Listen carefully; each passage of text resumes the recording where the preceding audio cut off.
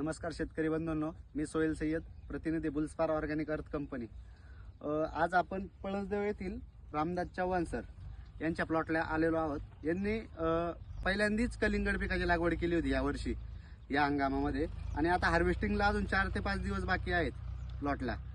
तर त्यांचं काय मॅनेजमेंट होतं, कसं होतं ते आपण पळसनाथ कृषी सेवा केंद्र पळसदेव यांच्या मार्गदर्शनाखाली हा प्लॉट आहे।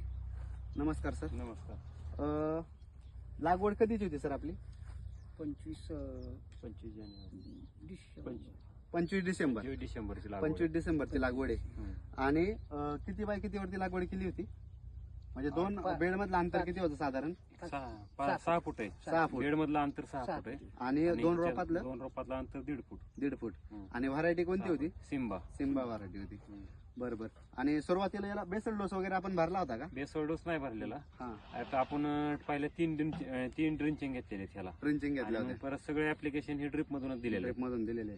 आज हा साधारण 60 दिवसाचा झालेला आहे प्लॉट। आणि जवळपास आपल्याला अपेक्षा आहे का ह्या प्लॉट मध्ये एक 50 टनाच्या आसपास उत्पादन निघावं? तुम्ही फळांची साईज बघू शकता। 60व्या दिवशी जवळपास 4 किलोच्या आसपास सगळी फळं आहे। आणि त्यांनी सुरुवातीला म्हणजे पहिल्याच वर्षी केलंय तरी मॅनेजमेंट एकदम व्यवस्थित केलं होतं।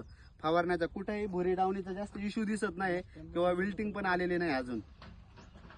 आणि आता आपल्याला अपेक्षा आहे का किमान 50 टन माल हा निघावा। धन्यवाद।